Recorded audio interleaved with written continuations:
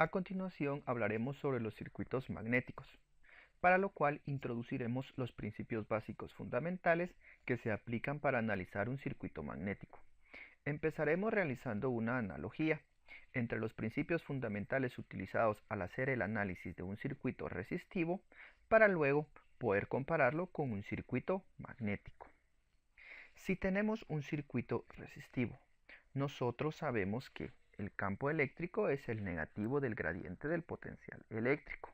De manera análoga, si tenemos un circuito magnético, la intensidad del campo magnético es igual al negativo del gradiente del potencial magnético.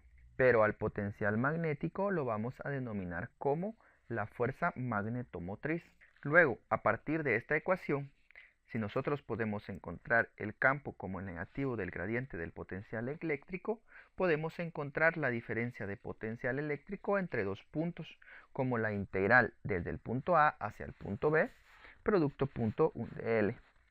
Si el campo eléctrico es constante, tenemos que la diferencia del potencial entre estos dos puntos va a ser E por L.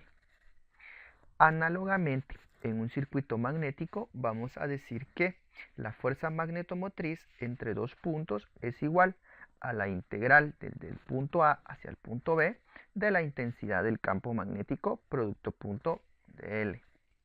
Y también, si tenemos una espira de n vueltas con núcleo de aire y la intensidad de campo magnético es constante, la fuerza magnetomotriz va a ser H por L. A partir de esta expresión, nosotros también podemos saber que la densidad de corriente que va a circular en un alambre es proporcional al campo eléctrico aplicado y a una característica física del material llamado conductividad. En los videos anteriores se trabajó con resistividad, lo cual es el inverso de la conductividad, y análogo a esta ecuación para los circuitos magnéticos es que la densidad de campo magnético es igual a una constante que depende del material multiplicado por la intensidad de campo magnético. Si relacionamos esta ecuación de acá con esta ecuación y adicionalmente definimos densidad de corriente como corriente por unidad de área, esto para el caso en donde la corriente es uniforme, pero si no fuese uniforme tendríamos que integrar para poder encontrar la corriente. Por lo tanto, podemos igualar estas dos ecuaciones. Y despejando el campo eléctrico, tenemos esta tercera ecuación. Luego, sustituimos esta ecuación en la del potencial eléctrico y llegamos a la ley de Ohm, la cual es la ecuación básica para el análisis de un circuito resistivo, en donde definimos a la resistencia como 1 sobre sigma por la longitud dividido el área.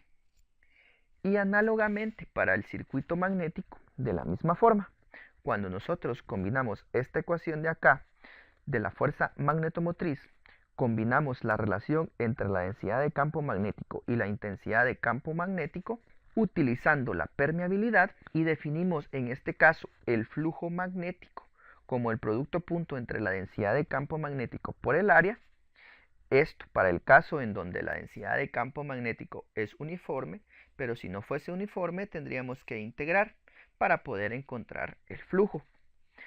Podemos empezar despejando la intensidad de campo magnético de acá y la densidad de campo magnético en esta otra ecuación, para luego sustituirla acá. Por último, podemos sustituir esta ecuación en la ecuación de la fuerza magnetomotriz.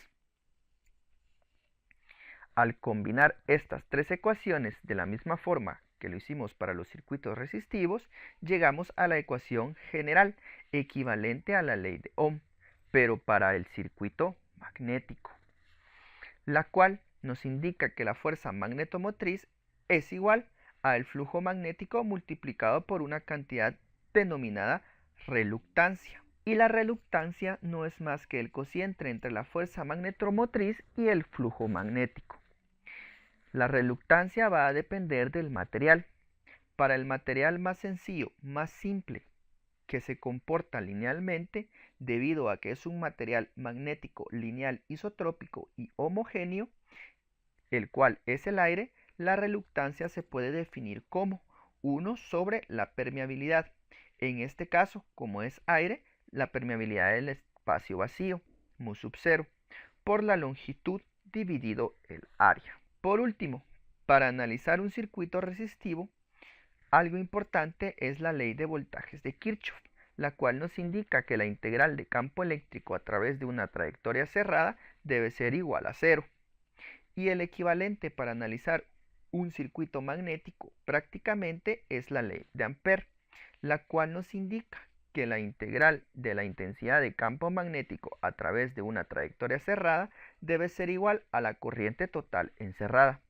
Si estamos analizando un ejemplo de una bobina de n vueltas, va a ser igual a n por i. Y la característica de este circuito, debido a la forma en que lo definimos, cuando tenemos como material el aire, es que es lineal, al igual que el circuito resistivo. Y esto es exclusivamente cuando tenemos un material magnético lineal, isotrópico y homogéneo, específicamente para el aire. Si adicionalmente ya no se considera un núcleo de aire, sino que se considera un material de tipo ferromagnético, en el análisis del circuito se debe de incluir el análisis de la curva de histéresis del material utilizado, la cual relaciona la intensidad de campo con la densidad de campo magnético, en donde ya no se trata de un comportamiento lineal.